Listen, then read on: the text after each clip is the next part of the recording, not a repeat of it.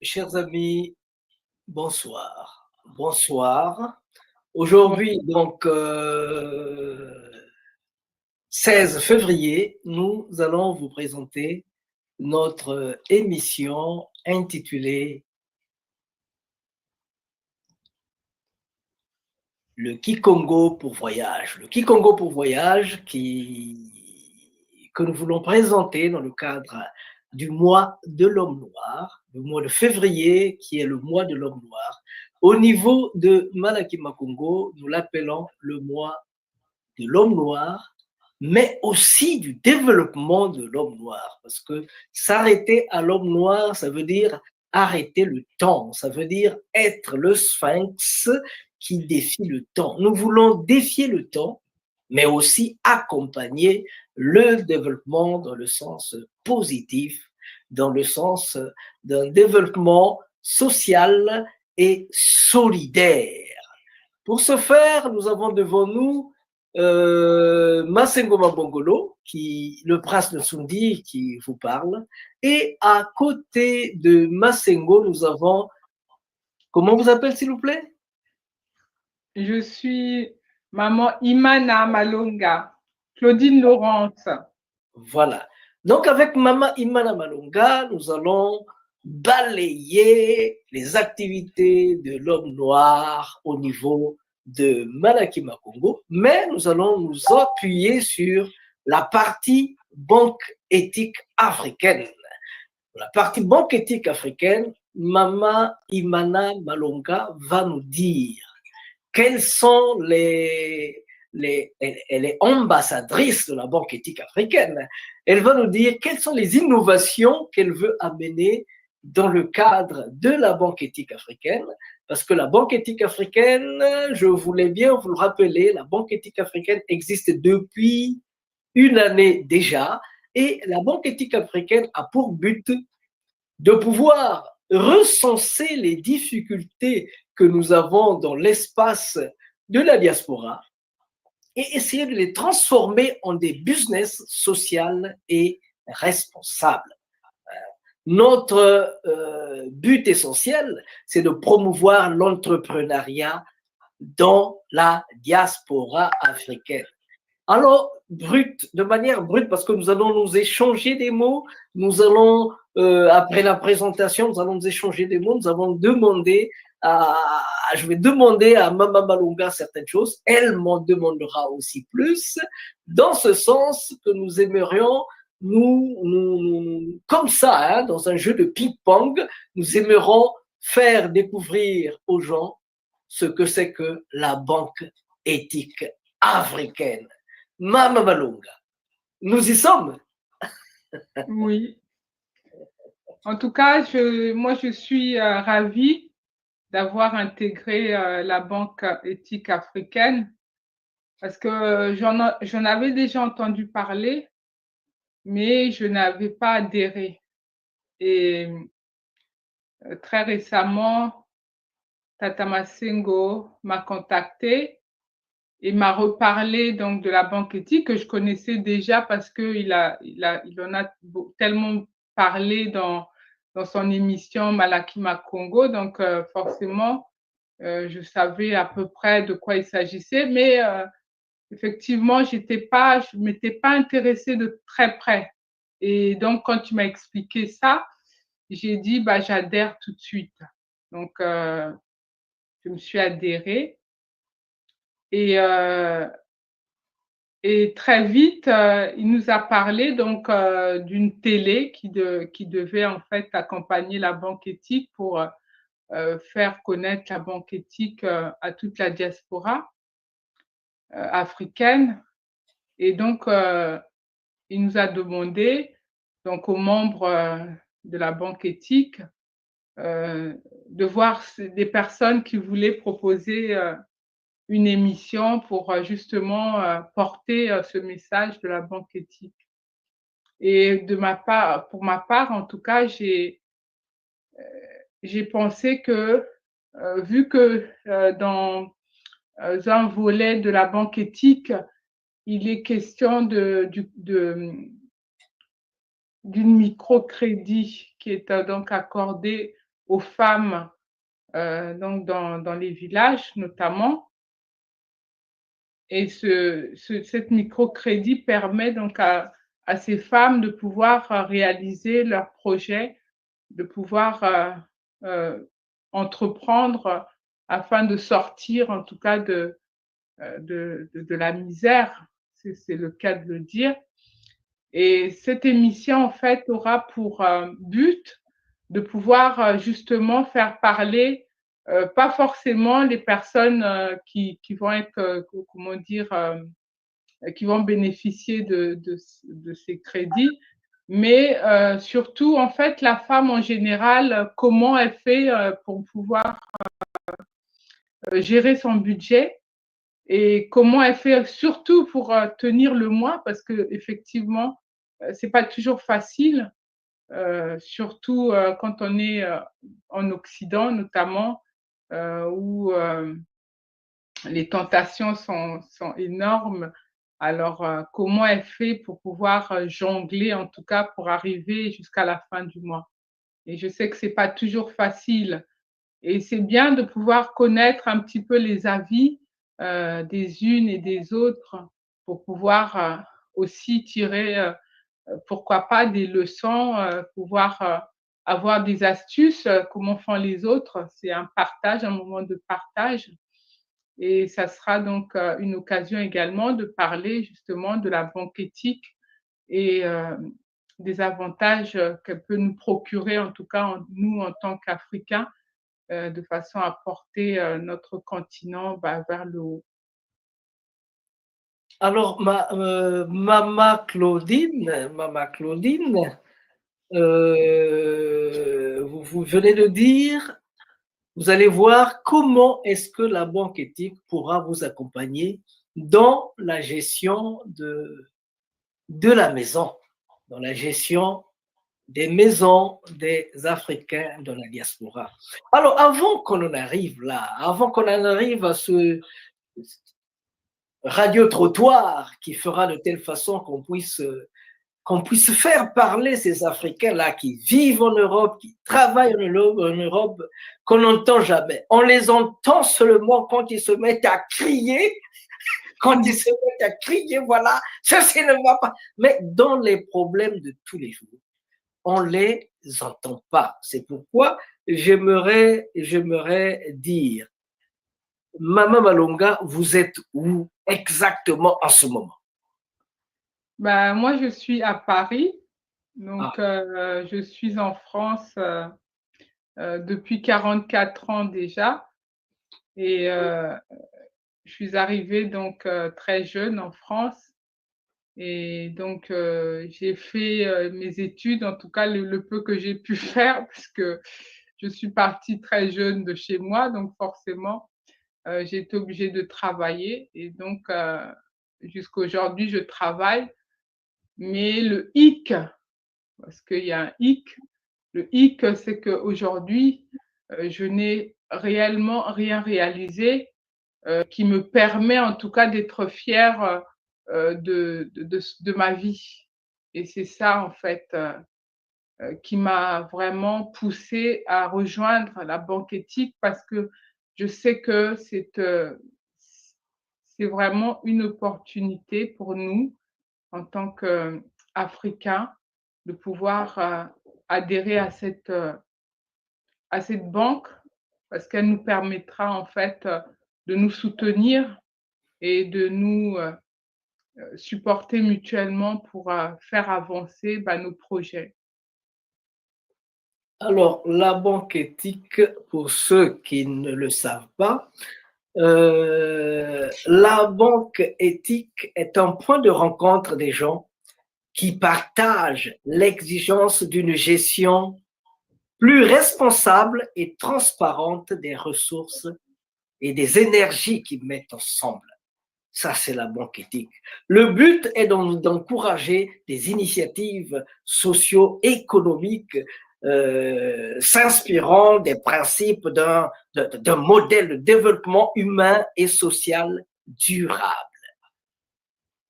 Mama Claudine, Mama Malonga, 44 ans à Paris.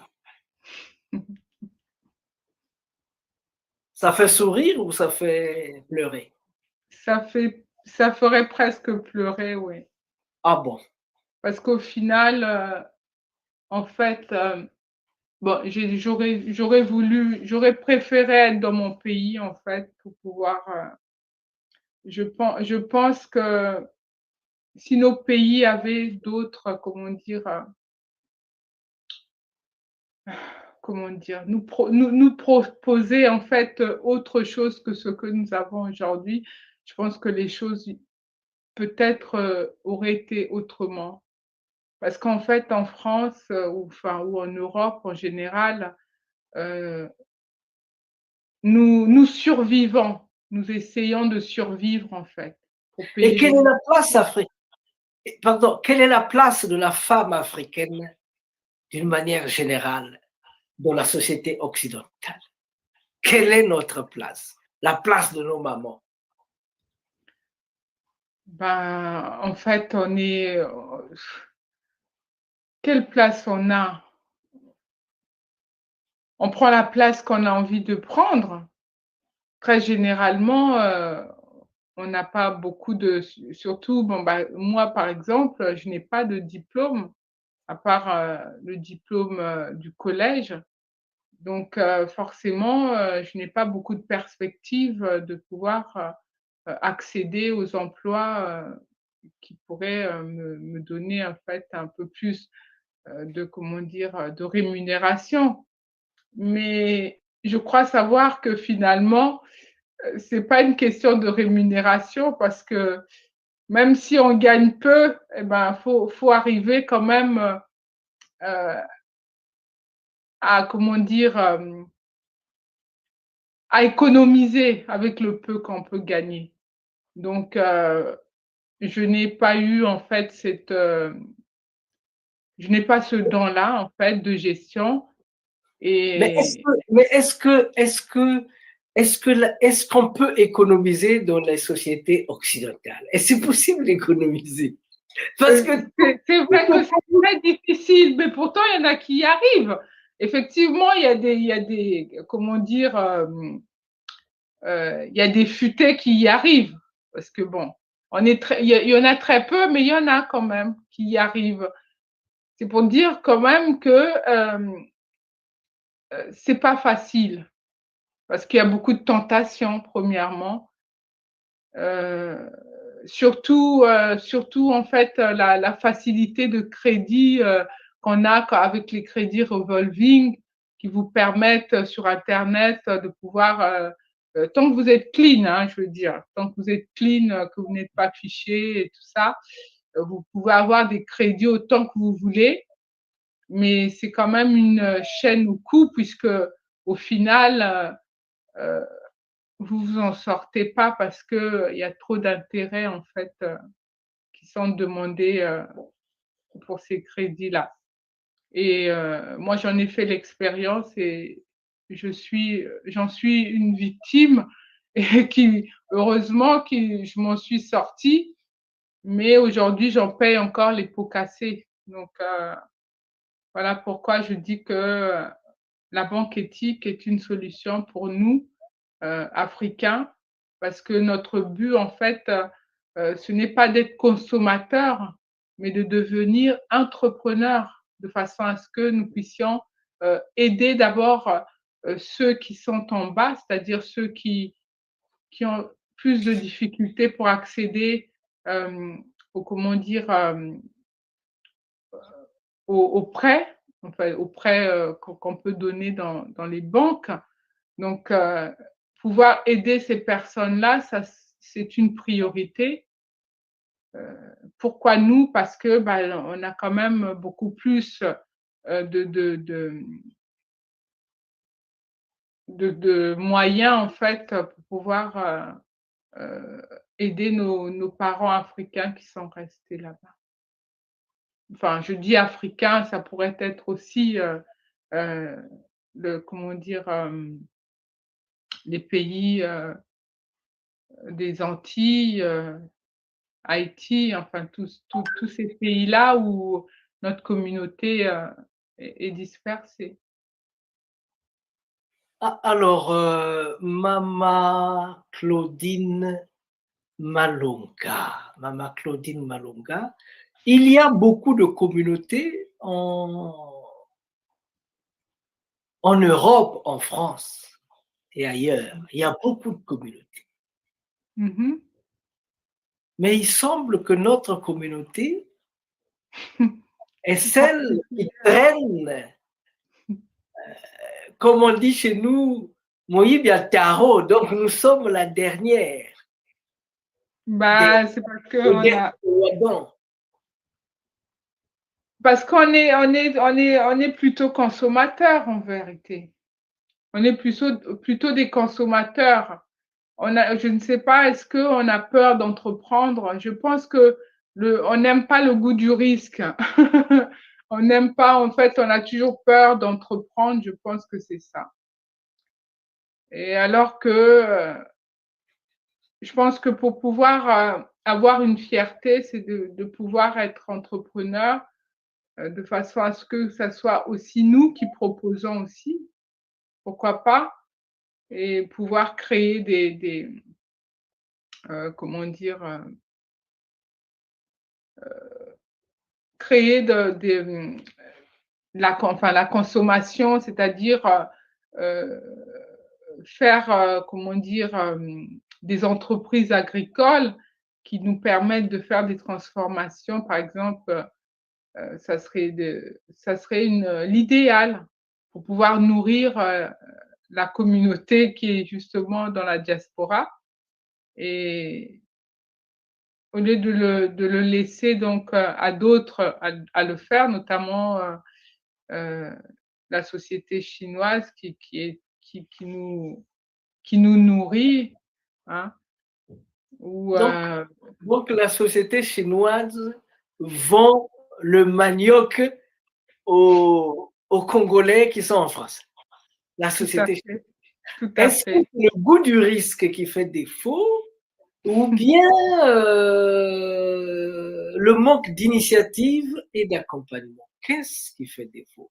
Est-ce que vous pensez vraiment que c'est le goût? Est-ce que les gens, il n'y a pas ceux-là qui veulent partir de ce système où on est travailleur pour devenir maître de soi-même? Est-ce que c'est du goût du risque qui fait défaut ou bien le manque d'accompagnement parce que nous n'avons pas nos banques, mais surtout, même quand vous avez vos banques, il faut aussi de l'accompagnement. Donc, il faut des garanties. C'est quand même de l'argent. Que ce soit une banque éthique ou pas, il faut toujours de l'argent qui sera cette garantie-là pour Mhm. pour venir en appui. Évidemment, cette garantie, quand vous avez votre propre banque, vous pouvez vous battre pour essayer de mettre de dresser des nœuds de telle manière que l'on puisse mettre sur pied ces garanties qui vont nous aider à avoir l'argent nécessaire pour faire ce que nous devions faire. Mhm. Bah, je pense que c'est plutôt un manque, comment dire, bon, manque d'initiative, la peur de pas réussir, et aussi effectivement, comment dire, manque d'expérience aussi, parce on est nouveau dans ce domaine. Je veux dire, les personnes qui commencent à entreprendre aujourd'hui, bah, il y en a pas beaucoup, beaucoup. Bon, peut-être qu'il y en a assez, mais en tout cas, on n'en entend pas beaucoup parler. Et donc maintenant, effectivement, quand on regarde sur YouTube notamment, on voit on parle beaucoup d'entrepreneuriat. Et c'est bien quand même. Moi, je pense que la banque éthique a vraiment son avenir dans ça, dans ce, comment dire, dans ce mouvement, en fait, de l'entrepreneuriat. Ben, pour ceux qui viennent de prendre la balle au banc, c'est une émission que Malakima Congo et la Banque éthique africaine sont en train de promouvoir cette émission qui fait partie de... cette émission, d'ailleurs, c'est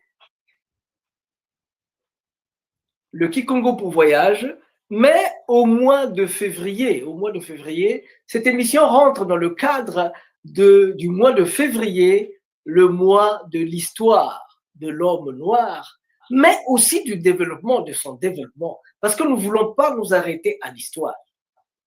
C'est nous mener en bateau que de nous dire, voici, le mois de février, c'est l'histoire de l'homme noir. L'histoire, oui, mais nous ne sommes pas faits que de l'histoire. Nous sommes faits aussi d'actualité. Donc, il faut qu'on se propose, il faut qu'on se prononce, il faut qu'on jette les jalons de notre devenir. Donc, c'est pourquoi aujourd'hui, de manière tout azimut, nous sommes en train de nous poser des questions avec Mama Claudine pour essayer de nous frayer un chemin dans le cadre des activités que nous avons choisies. Ces activités sont la Banque éthique africaine. Quand on dit Banque éthique africaine, il faut savoir que quand nous naissons, nous avons deux qualités, deux énergies. La première énergie, c'est l'énergie individuelle. Il y a des gens qui sont individualistes, autosuffisants, qui font les choses comme ça, à tour de bras. Et les choses marchent.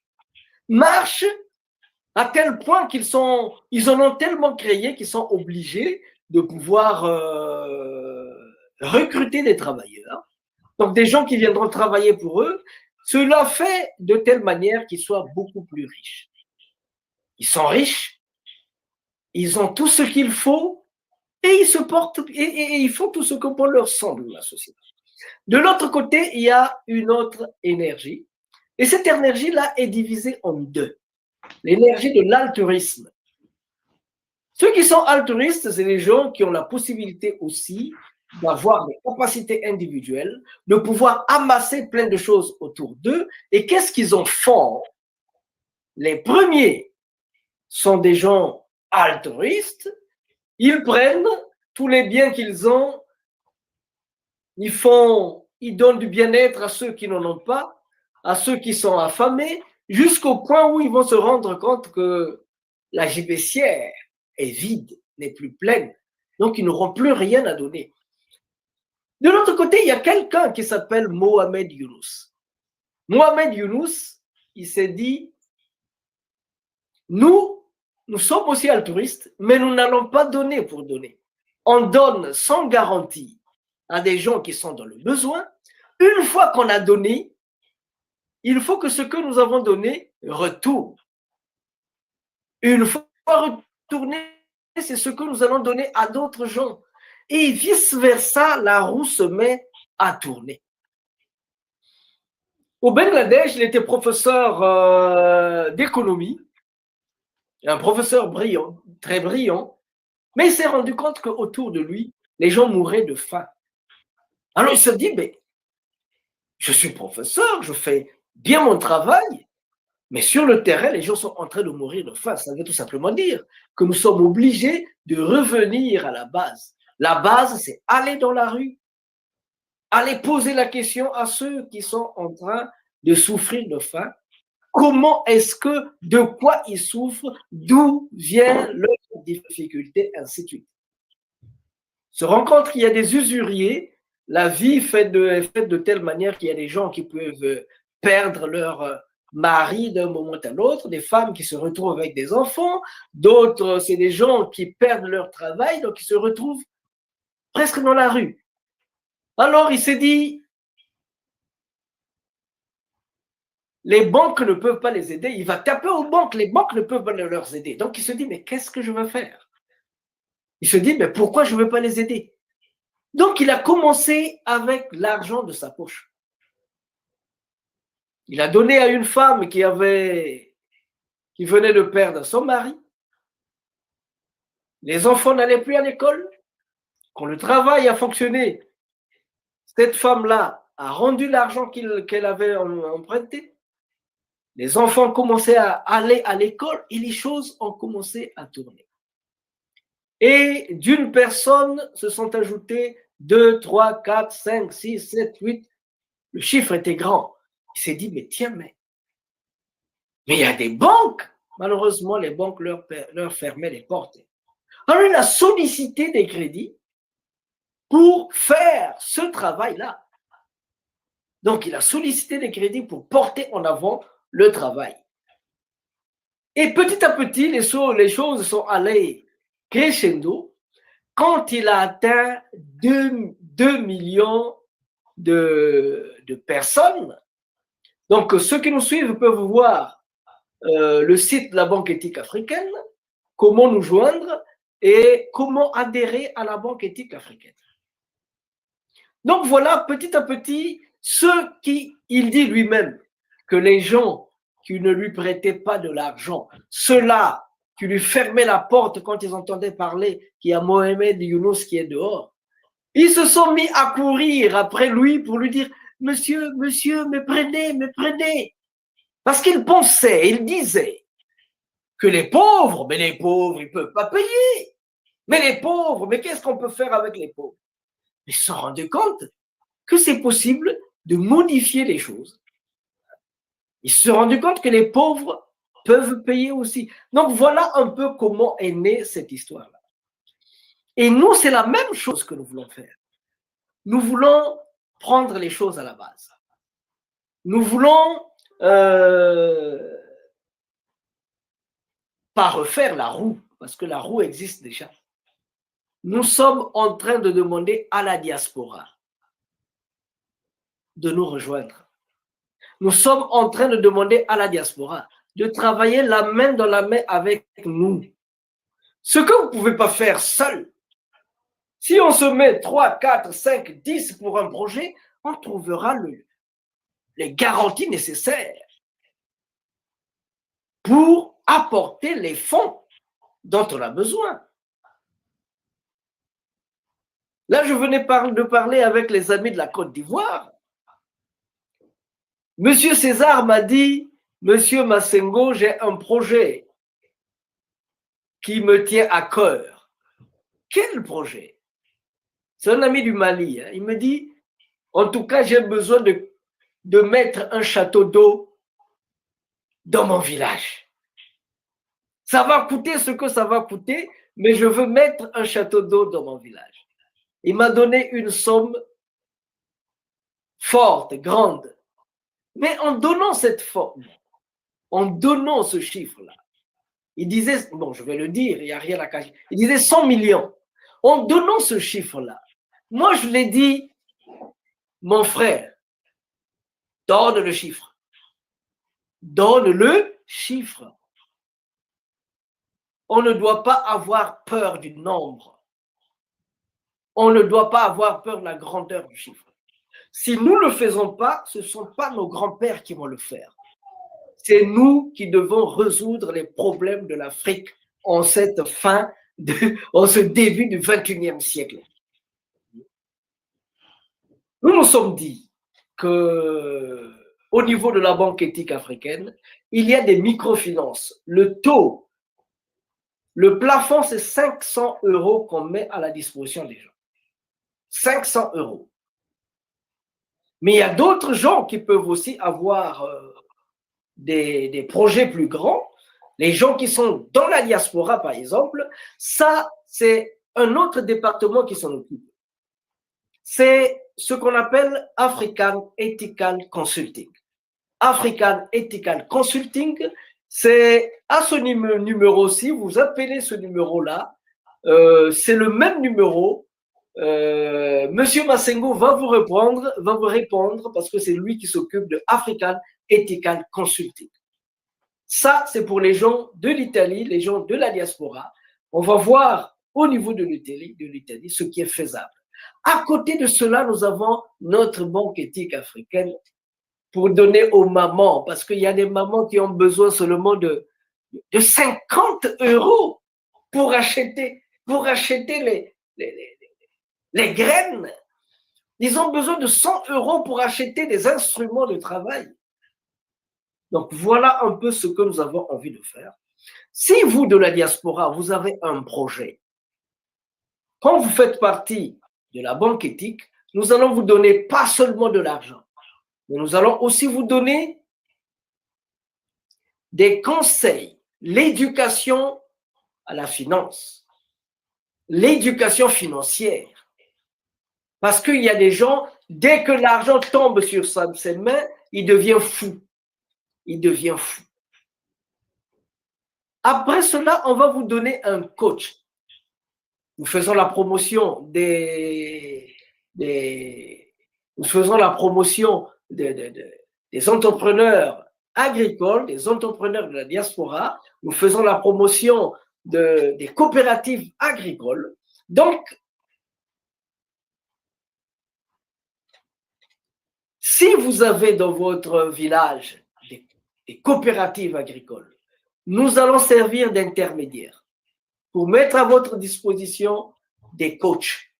Ils seront des agronomes, bien sûr, pour mettre à votre disposition tout le système qu'il faut pour aller de l'avant. Parce que vous devenez un membre de la banque éthique. Quand vous tombez, nous tombons ensemble. Quand vous vous relevez, nous nous relevons ensemble. Parce que notre intérêt, ce n'est pas l'argent que vous allez nous donner. Ce n'est pas les 5% ou les 3-4%. Mais notre intérêt, c'est que dans nos villages, les gens mangent bio. C'est que dans nos villages, les écoles réouvrent. C'est que dans nos villages, les hôpitaux réouvrent. Comment pouvez-vous être dans la diaspora, bien manger, bien vous habiller, être bien sapé dans votre village? Dans votre village, il manque de l'eau potable. Alors qu'il y a plein de fleuves, il manque de l'eau potable. Dans votre village, il manque des pharmacies. Et vous ne faites même pas la promotion des... Vous savez qu'au Congo, on guérit le Covid-19. Vous savez ça, non? En Afrique, on guérit le Covid-19. Mais faites-en la promotion pour que les gens sachent que vous êtes capable de choses. Et créer des centres culturels. Comme Maman Claudine. Créer des centres culturels pour expliquer ce que vous êtes. Les jeunes, surtout les jeunes là-bas sur place, à s'informer en fait, ce que je déplore, c'est que on nous apprend plus l'histoire européenne que l'histoire africaine, alors que notre histoire est tellement riche et super intéressante par rapport à tout ce que en tout cas on a cumulé comme découverte. Mais quand vous avez créé l'os de Shango, quand vous avez créé l'os de Shango, 22 ans, 22 000 ans avant Jésus-Christ, vous avez créé l'os de Shango. Le B.A.B.A. de l'arithmétique a été créé au Congo, l'os de Shango. Les gens disent que c'est l'os de Shango. Moi, j'appelle ça Yishi Tiango. L'os de Shango, moi, j'appelle ça Yishi Tiango. Mama Claudine, Yishi, qu'est-ce que ça veut dire? C'est l'os. Et le Ngo, c'est quoi? Le Ngo, c'est le lion, je crois. Enfin. Le léopard. Le léopard, pardon. Voilà. C'est le... Donc, l'os de Shango, c'est l'os du léopard. Yishi Chango, l'os de Shango.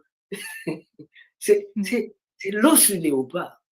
Quand vous avez créé des théorèmes de Pythagore, Pythagore est venu, il a étudié pendant 22 ans en Égypte. Il a appris plein de choses. Il a vu qu'avec des théorèmes, on a pu créer les pyramides. Et il est reparti de chez lui, il a dit, voilà le théorème de Pythagore. Ils ont fait. Mais c'est créé 3000 ans avant la naissance de Pythagore, bon sang. Donc, c'est pour vous dire que l'Afrique a créé plein de choses. L'Afrique est à la base. En 2000, en 1200, l'Afrique a envoyé, c'est le Mandingue. Le Mandingue a envoyé des grands bateaux pour aller de l'autre côté de l'océan Atlantique. Et il n'y a pas que ça. L'homme le plus riche du monde, c'est un Africain. Hein?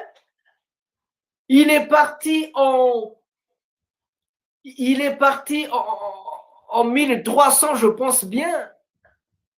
Kanka Moussa, il est parti à la Mecque avec près de 60 000 chameaux pleins d'or, avec des sacs pleins d'or. Quand il allait, il passait dans les villes, il faisait tomber les bourses. Il dépensait tellement d'argent dans la ville que les bourses tombaient d'elles-mêmes. Ils sont fins. Je pense qu'il faut qu'on apprenne l'histoire. Il faut qu'on arrive à apprendre à nos enfants, aux petits-fils de nos petits-fils, l'histoire africaine.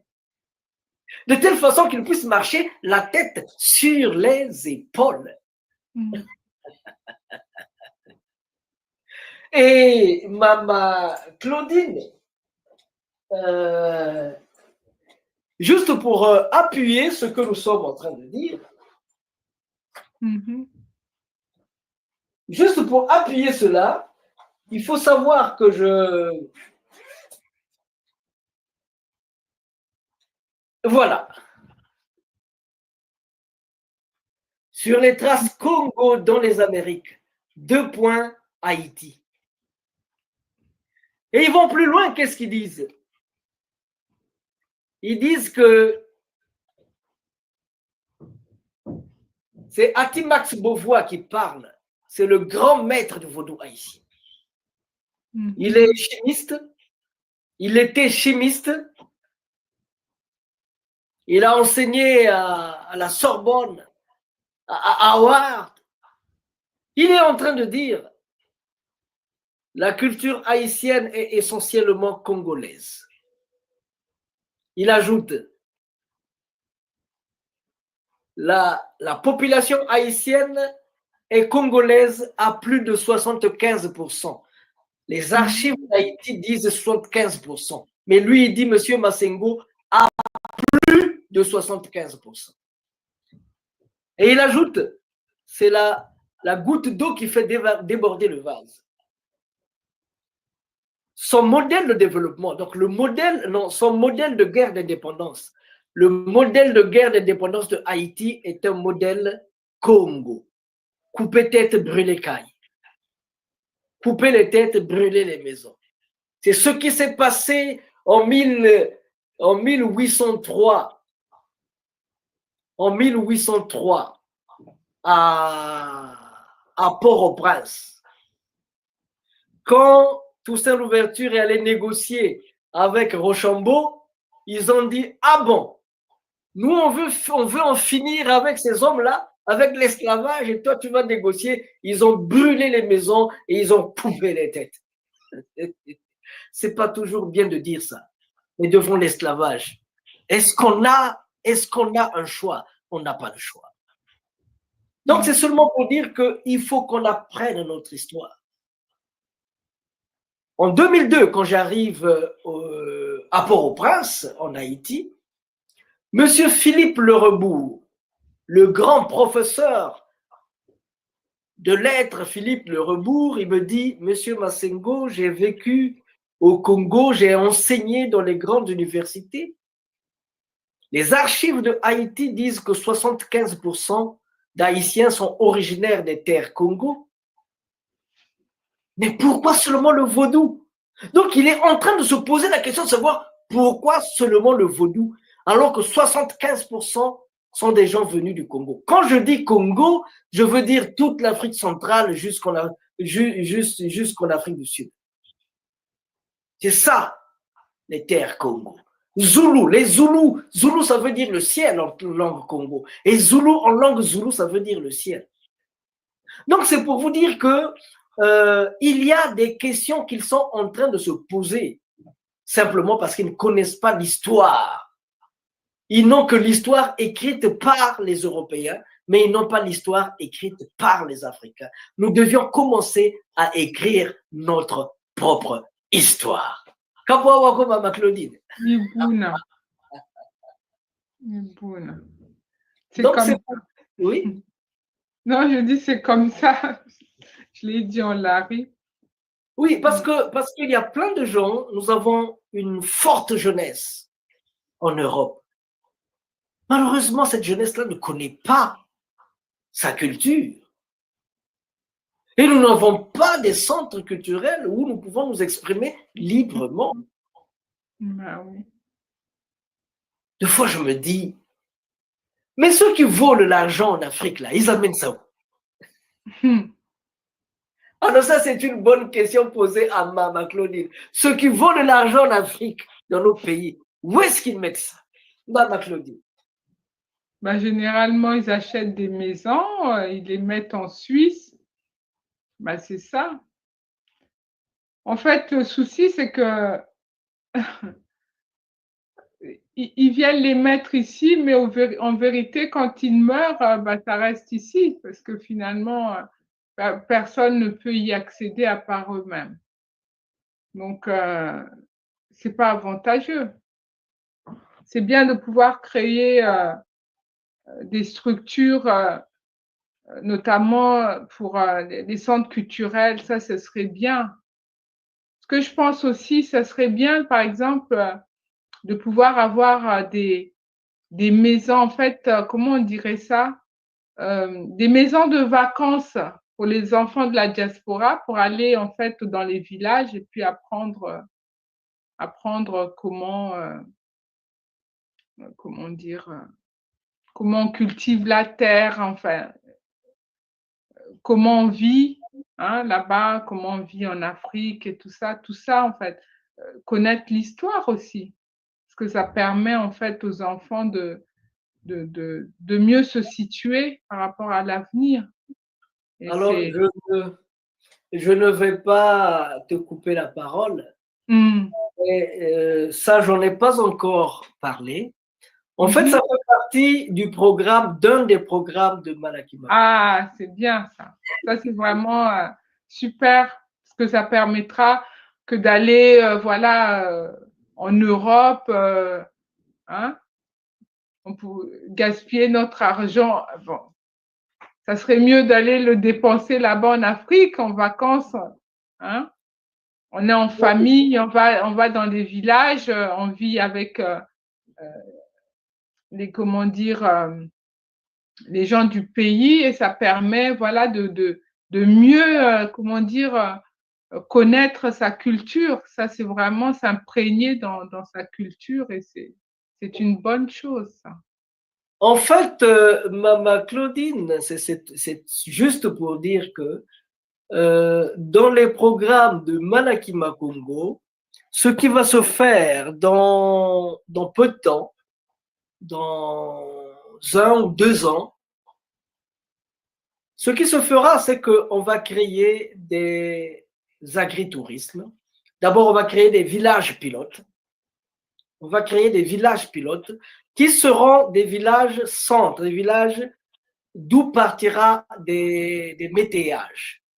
C'est-à-dire que c'est un village où il y a de l'agriculture, où il y a de l'élevage, où il y a de la pisciculture.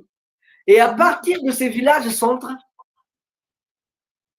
il y aura aussi des écoles agricoles. À partir de ces villages centres, les poussins qui vont partir de ces villages centres seront essaimés dans les régions. Les poissons qui partiront de là seront distribués dans les environs. Et nous aurons des agritourismes pour recevoir les gens qui sont partis il y a des siècles dans les Amériques. On m'a chassé dans les Caraïbes. Je ne t'ai pas dit ça. On m'a chassé dans les Caraïbes. Ils ont dit, Monsieur Massengo, nous, on ne veut plus te voir ici. J'ai dit, mais qu'est-ce que j'ai fait? Non, non, non, nous sommes fatigués de te voir. Tu es venu chez nous pendant plus de 10 fois. Ne viens plus, nous voulons venir maintenant chez toi. Ne viens plus, attends-nous que l'on vienne. Alors, pour les recevoir, il faut créer des grands centres. Il faut créer des agri-tourismes où ils vont vivre, ils vont faire de l'élevage, ils vont faire de la pêche, ils vont faire de l'agriculture, où ils vont créer des écoles, ils vont créer des choses incroyables. Ceux qui veulent s'installer, ils s'installent. Ceux qui veulent s'en aller, ils viennent, ils repartent. Moi, j'ai mon village en Haïti. J'ai mon village en Guadeloupe. J'ai mes villages là-bas. Eux aussi, ils veulent avoir leur village chez nous. Ils veulent venir, vivre avec nous, collaborer avec nous. Vous ne pouvez pas vous imaginer. Pour des gens qui ont vécu dans des villes où il y a 2%, dans la ville, il y a 2% de Noirs. Vous ne pouvez pas vous imaginer quand il arrive dans un pays où il n'y a que des Noirs. Ça veut dire qu'on ne le distingue plus. On ne le remarque plus. Mais c'est un plaisir. C'est du bien-être. Donc voilà ce qui est vrai pour les afro-descendants. C'est aussi vrai pour nos enfants qui sont nés en Afrique, en Europe. J'ai un jeune homme qui est ici en Italie, un jeune homme italien qui jouait du tambour avec nous dans le cadre de nos animations. Alors, il avait des rastas, il était un peu très bousculé dans son fond intérieur. Je l'ai envoyé seul. Non, ils étaient partis 3. Je l'ai envoyé au Congo. Il est allé dans ma famille. On lui a trouvé une maison quelque part où il devait vivre indépendamment. Alors ce jeune homme-là, qui ne savait pas où mettre sa tête ici en Italie, en Europe, parce qu'il y a plein de gens, quand ils se sentent mal aimés, ils vont se jeter sous les rails d'un train. Hein, ils vont se jeter sous un train. Alors lui, il est parti. C'est comme quelqu'un qui avait mal au doigt et qui pleurait tout le temps, qui ne savait pas où mettre sa tête parce qu'il avait mal au doigt. Il arrive, il voit des gens qui ont des jambes coupées, des mains coupées, mais qui se mettent à sauter, à rire, à s'éclater. Il se dit, mais il a même honte. Il a même honte de pleurer quand son doigt lui fait mal. Il va se cacher pour pleurer. Quand il est revenu ici, le jeune homme qu'on appelle Marco Acier, complètement changé. Complètement changé. Il a commencé à s'auto-prendre en charge. Et ainsi de suite. Aujourd'hui, il est bien inséré dans la communauté. Ce qui est vrai pour un Italien peut l'être pour un Africain. Peut l'être pour un Afro-descendant, un Africain qui vit en Europe. Il suffit de le prendre, de lui amener dans nos villages, qu'il apprenne à faire les mitambous, les pièges des rats, qu'il apprenne à aller en brousse, qu'il apprenne à mettre un panier de tubercules de manioc sur la tête. Ça va transformer l'enfant. Ça va le transformer, ça va le changer psychologiquement, ça va le changer dans son fond intérieur.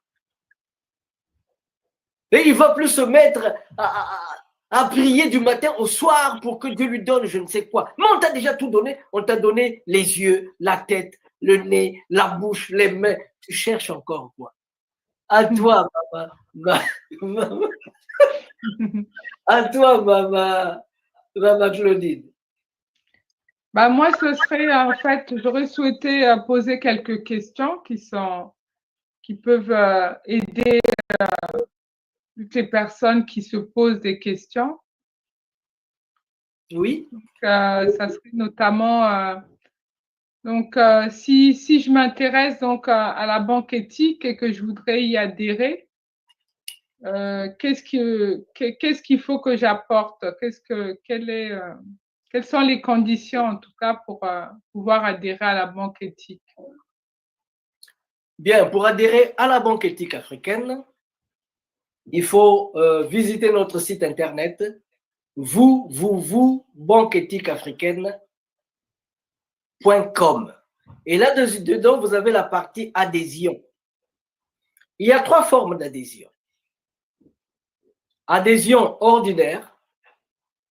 Avec 50 €, tu es adhérent, tu es membre ordinaire.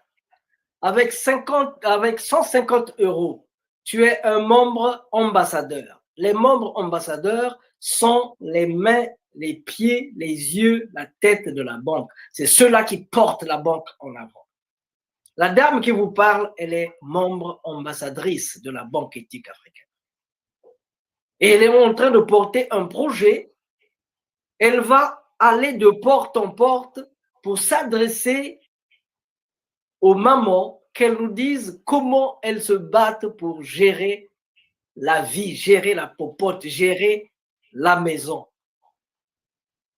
Donc, il y a aussi les membres d'honneur. Les membres d'honneur, c'est avec 300 €, vous êtes membre d'honneur. D'honneur avec H-O, pas d'honneur comme donner. C'est vrai que non, ça pourrait être HO, oui, les membres d'honneur. HO. Donc, ceux-là, ils ont la possibilité de faire des dons, des cadeaux à la banque et de donner des conseils, de prodiguer des conseils. Quand vous êtes membre ambassadeur ou ambassadrice, votre dossier est prioritaire. Quand vous déposez un dossier, il est prioritaire. Regardez en priorité. Nous avons déjà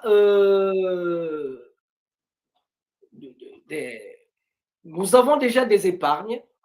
Nous avons une caisse d'épargne au niveau de la banque éthique. Vous pouvez épargner tout ce que vous voulez.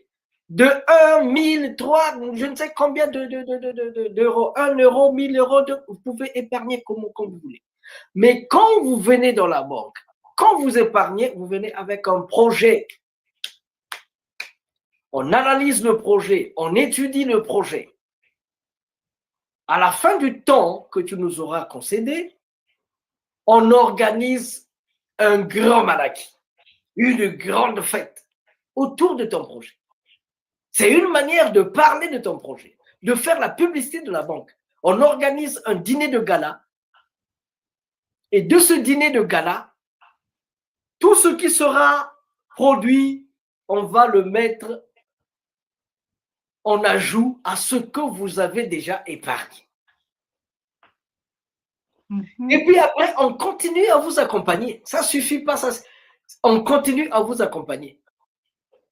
Donc, il y aura, là où vous irez, il y aura un coach qui va vous dire, qui va vous orienter pour que vous ne tombez pas. Parce que quand vous tombez, nous, les larmes vont couler. Quand vous tombez, c'est nous qui tombons. Il y a aussi des parts d'action.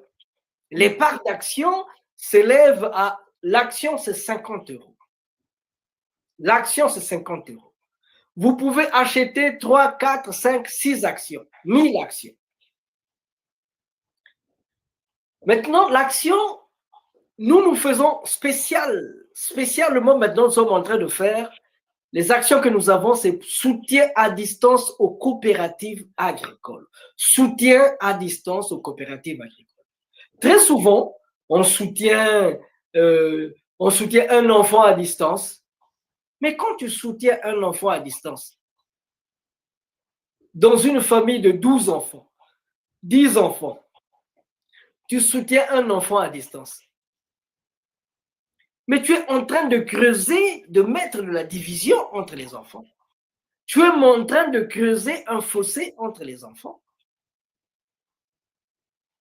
C'est de la jalousie qui va se dégager.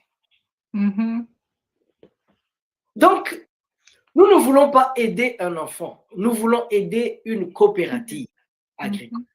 Parce que derrière une coopérative, il y a beaucoup de familles, beaucoup d'enfants. Il faut qu'on aille ensemble. Quand vous allez seul, vous allez vite, mais vous n'allez pas loin. Mais quand on va tous ensemble, on va marcher petit à petit, mais on arrivera loin. Parce qu'en marchant, il y aura le rire, il y aura le Congo-ça, il y aura tout ça. Et puis, c'est le bien-être et vous avancez. Dans la banque éthique africaine, quand vous êtes en train de faire la course, celui qui gagne, ce n'est pas celui qui arrive le premier.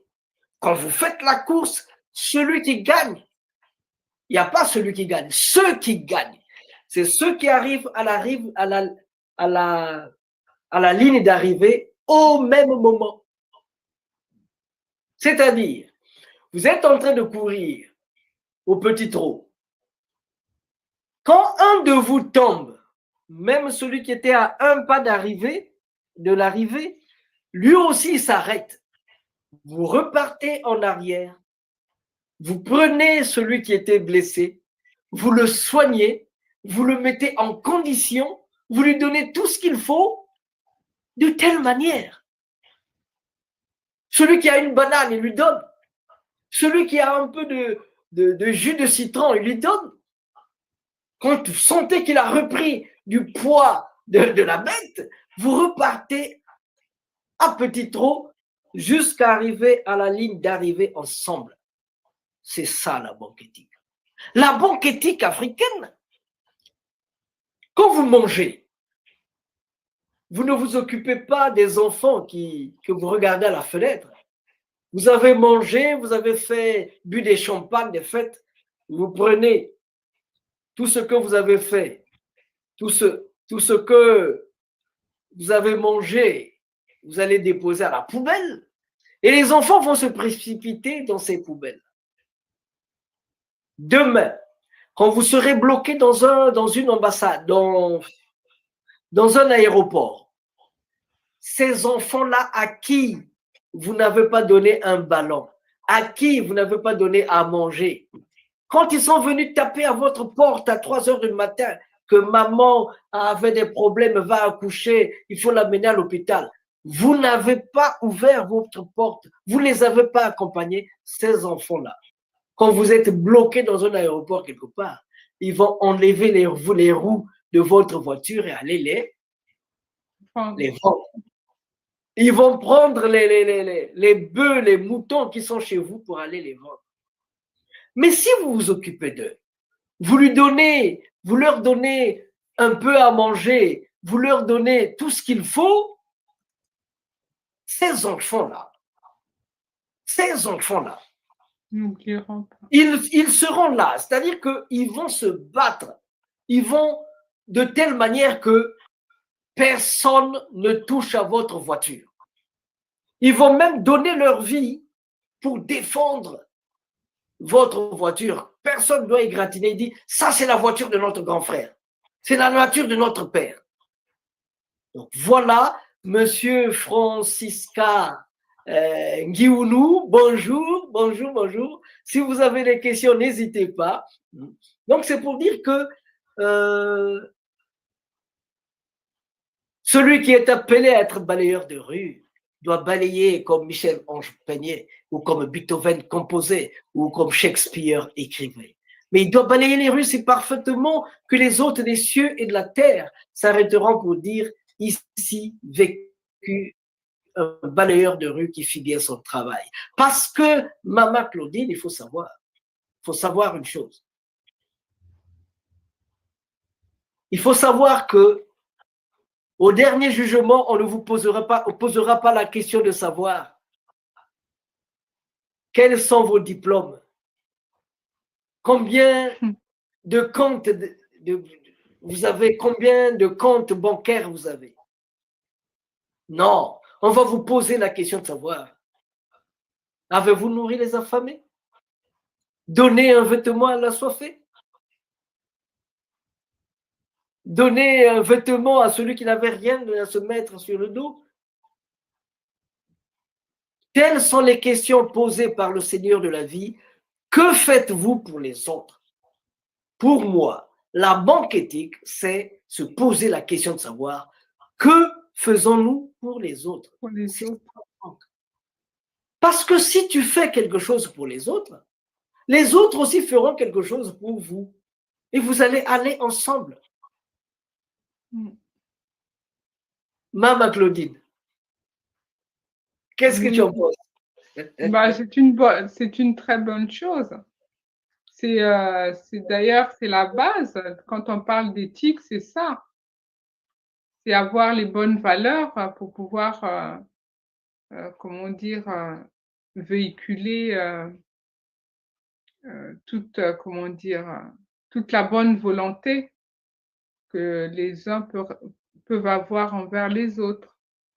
Donc, la banque éthique est une bonne chose pour nous. En tout cas, ça arrive au bon moment parce que aujourd'hui, tout le monde commence à être touché par la fibre de l'entrepreneuriat et ça va permettre à chacun et chacune de pouvoir en profiter justement avec l'adhésion à la banque éthique.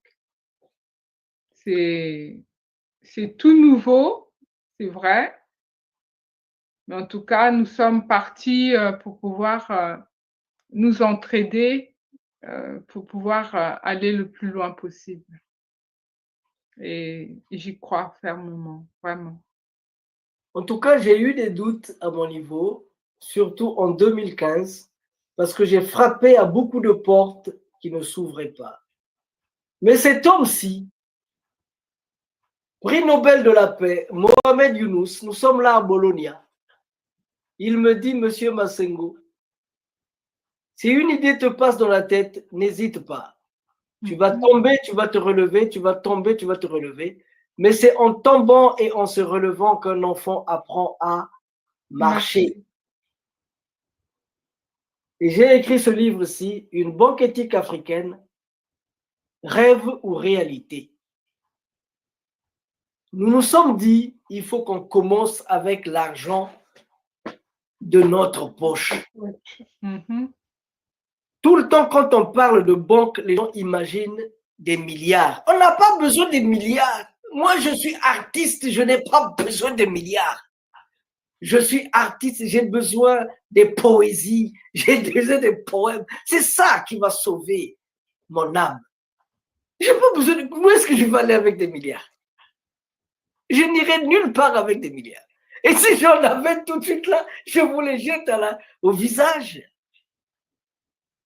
Si j'en avais tout de suite, je les mets dans la banque éthique. Parce que mon plaisir, c'est que quelqu'un soit content parce que il a reçu quelque chose de moi. Mon grand bien-être, c'est que quelqu'un se dise, ah, cet homme-là, sans lui, moi, je n'aurais pas, je ne serais pas. C'est ça qui m'importe. Donc voilà, nous tirons vers la fin de notre émission. Notre émission, c'est le Kikongo pour voyage.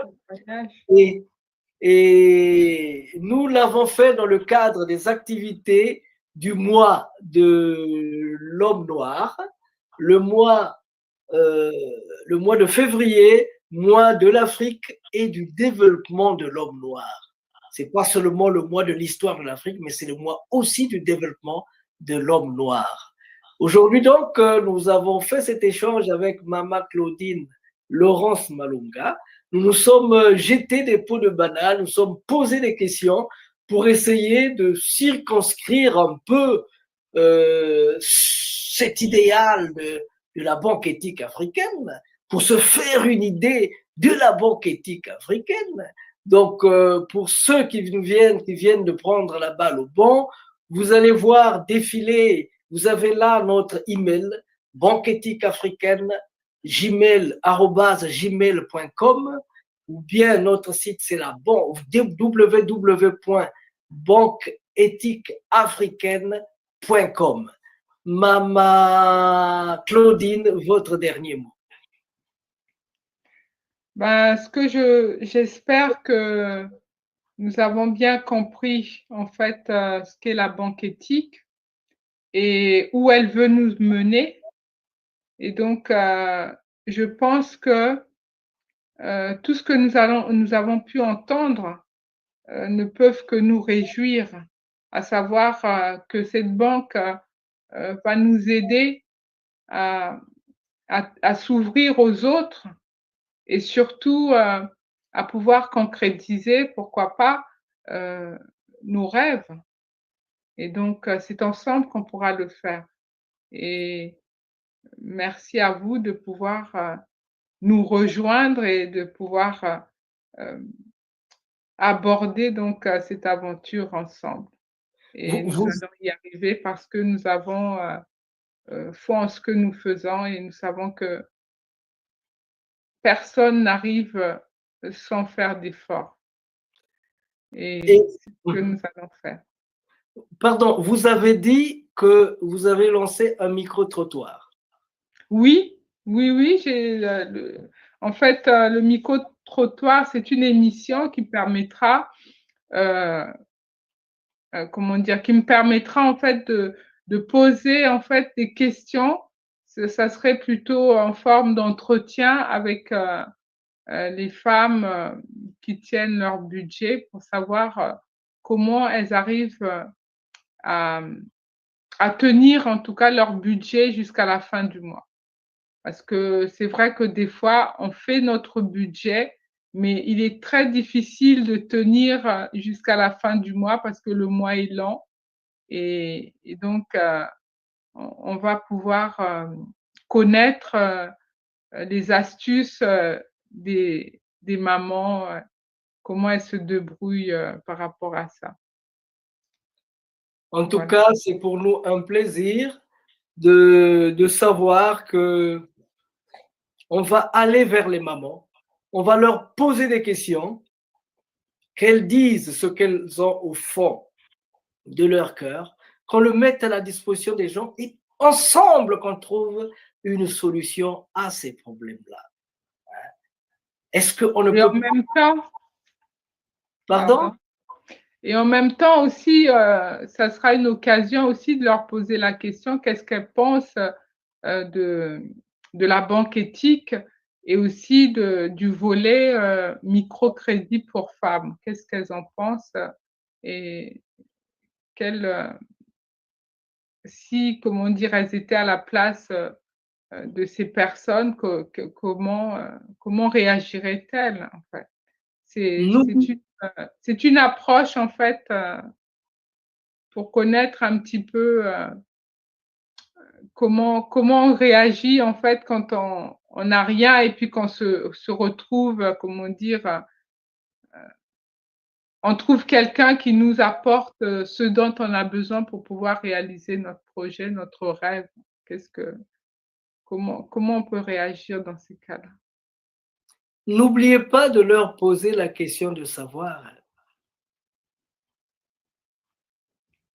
quand ils vont acheter, comment on appelle ça? Quand ils vont acheter le manioc chez les Chinois, qu'est-ce qu'ils ressentent? Quand ils vont se battre pour acheter des safous chez le Chinois, qu'est-ce qu'elles ressentent? Cette question est posée aux femmes, elle peut aussi être posée aux hommes. Mmh. En tout cas, le plaisir était pour moi de vous avoir accueilli dans cette émission. Cette Merci, c'est moi émission, euh, qui remercie la chaîne en tout cas de m'avoir invitée pour pouvoir parler justement de la banque éthique parce que elle me tient à cœur et j'ai hâte que nous puissions être assez nombreuses et nombreuses pour pouvoir réaliser le rêve de beaucoup de nos frères et sœurs qui sont en difficulté et pour en, nous-mêmes aussi. en tout cas, c'est un grand plaisir. La diaspora mobile Tivou, c'est un grand plaisir de de nous avoir accueillis dans votre espace de telle façon qu'on puisse collaborer, qu'on puisse communiquer, parce que nous avons besoin de collaborer, nous avons besoin de communiquer. Les Africains à qui on a détourné le mental, qui ne pensent qu'à l'Europe. Tu es africain, tu ne penses qu'Europe. Tu es africain, tu ne penses qu'à autre chose, au lieu de penser à toi-même d'abord. Il faut des systèmes de vie auto-centrés sur nous-mêmes. Il faut partir de nous-mêmes pour se développer, dans ce sens que nous devions changer de logique, nous devions changer de paradigme. Changer de paradigme, c'est voir le monde à partir de soi pour se lancer dans le monde. Donc c'est à cela que nous vous invitons, de telle manière qu'on se tienne la main dans la main, de telle manière qu'on aille en avant, parce que l'Afrique a besoin de nous, l'Afrique a besoin d'un développement responsable. Nous avons dit, nous avons terminé. Merci à nous tous, à tous ceux qui nous ont suivis. Merci à Diaspora Mobile TV, la chaîne la plus grande de l'Afrique, de la diaspora africaine. Merci.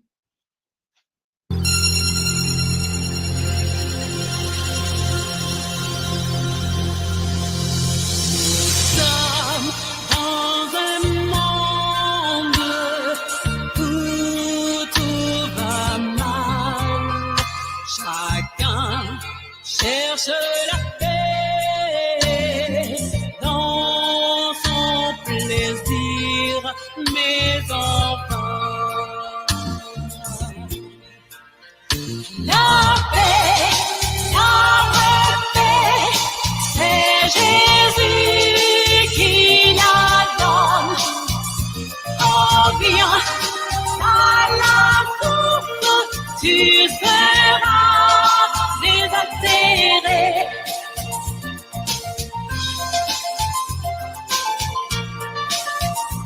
Certains dans leur drogue, d'autres dans l'alcool, pour trouver la solution.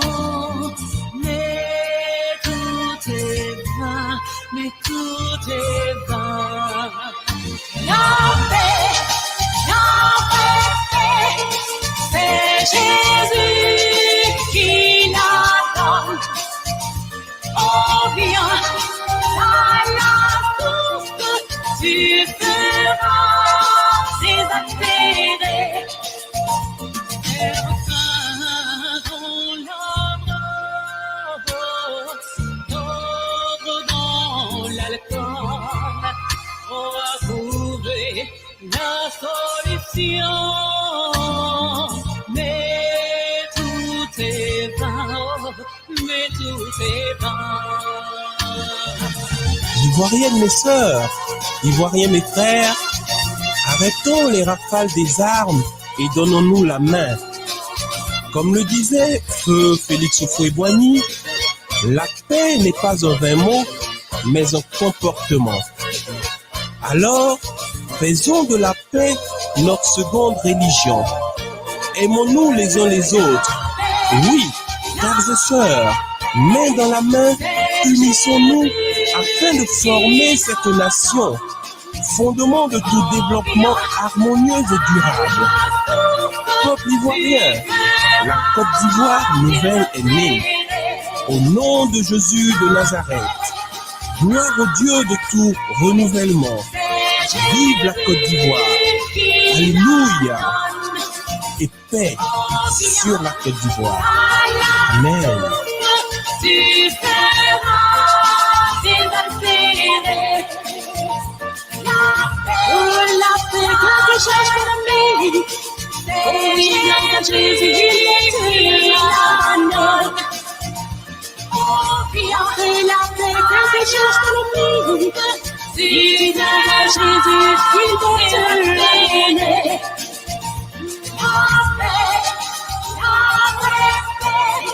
C'est Jésus qui la donne.